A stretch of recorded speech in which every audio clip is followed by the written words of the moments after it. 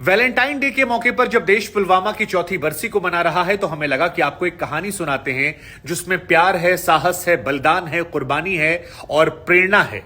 मातृभूमि को लेकर अपार प्रेम है। यह कहानी है निकिता कौल की, जो स्वर्गवासी विभूति शंकर ढोंडियाल की पत्नी है। पुलवामा में आतंकवादियों द्वारा जब हमला किया गया, 40 जवान हमारे शहीद हो गए। उसके बाद उन आतंकवादियों का पीछा करने के लिए जो जवान गए थे उसमें मेजर विभूति शंकर ढोंडियाल गए थे और वहां वो वीरगति को प्राप्त होते हैं। मरणोपरांत उन्हें कई पुरस्कारों से नवाजा गया। लेकिन उस दौरान निकिता की तस्वीर दिल को चीर देने वाली थी, कलेजा कपा देने वाली थी। लेकिन निकिता ने अपने पति के प्रेम और पति का देश के प्रति समर्पण नहीं भुलाया और यह ठाना कि वो उसी रास्ते पर आगे बढ़ेगी जिधर उसका पति आगे बढ़ा था। निकिता ने शॉर्ट कमीशन में अप्लाई किया क्योंकि वो एक सैनिक की विधवा थी, लिहाजा उनके लिए रास्ते आसान हो गए और कई महीनों की ट्रेनिंग के बाद वो वर्दी में नजर आई। उनकी सास कहती हैं कि मुझे गर्व होता है ये देखकर कि मेरे पति फौज में थे, बेटा फौज में गया जो शहीद हो गया, लेकिन बहू ने जब ये किया तो मैं गौरवान्वित महसूस करती हूं। पूरे देश की बेटियों को, पूरे देश के प्रेमियों को गर्व होना चाहिए निकिता पर। निकिता कौल प्रेरणा है समाज के लिए, प्यार के लिए, दुनिया के लिए, मातृभूमि को लेकर, और ऐसी इंस्पिरेशनल कहानियां रोंगटे खड़े करने वाली। निकिता कहती हैं कि मैंने जिस दिन से यहां पर कदम रखा और इस ट्रेनिंग का हिस्सा बनना शुरू किया, मैंने ये महसूस किया कि मेरे पति भी इसी प्रक्रिया से गुजरे थे और मैं हर एक चीज को करते हुए उन्हें अपने पास पाती हूं। निकिता का एक वीडियो बड़ा वायरल हुआ था जब मेजर की शहादत हुई थी कि आप मुझसे बहुत प्यार करते हैं, लेकिन मैं जानती हूं कि आप मेरे देश से ज्यादा प्यार करते हैं। और इसी वजह से निकिता जब फौज की वर्दी में नजर आई, जब वो टोपी लोगों ने देखी, उनके चेहरे पर मुस्कुराहट देखी, तो लोगों की आंखें गमगीन हो गई उस शहादत को याद करके। हम और आप कई बार एक दिन की शहादत को याद करके भूल जाते हैं, लेकिन वो परिवार जो इसे जीते हैं, जो इसके प्रति अपने जीवन को समर्पित कर देते हैं, उन्हें नमन करना चाहिए हम सबको। और निकिता इसकी जीती जागती मिसाल है।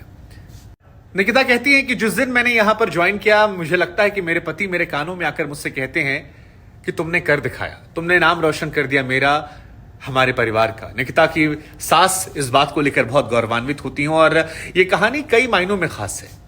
आज जब देश पुलवामा की चौथी बरसी मना रहा है तो आइए नमन करें उन 40 जवानों को जिन्होंने देश के लिए सर्वोच्च बलिदान दिया।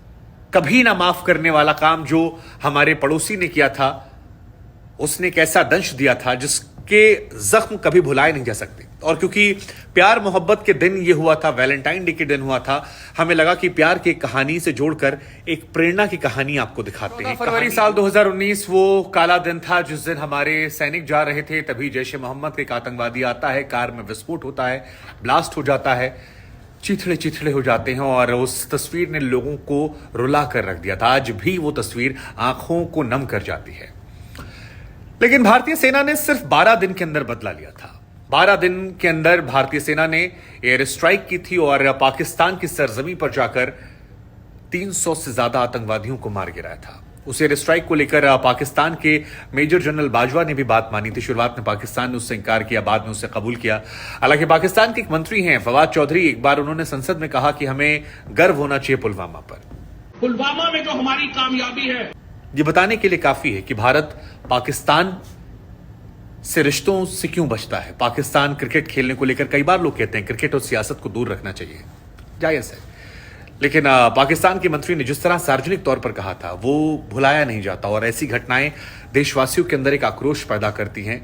हालांकि नफरत इसका समाधान नहीं है, लेकिन फिर भी पुलवामा की बरसी पर आइए नमन करें उन सभी जवानों को जिन्होंने देश के लिए सर्वोच्च बलिदान दिया। जय हिंद, जय भारत। और निकिता कौल की कहानी क्या आपको जीवन में जीने की प्रेरणा देती है? निकिता खुद कहती हैं कि लाइफ में कई बार लगता है कि सब खत्म हो गया, लेकिन जिंदगी आगे बढ़ने का नाम है, जीने का नाम है। और ये प्रेरणा उन्हें अपने पति से मिली थी और यही प्रेरणा वो दुनिया वालों को देना चाहती हैं। जय हिंद, जय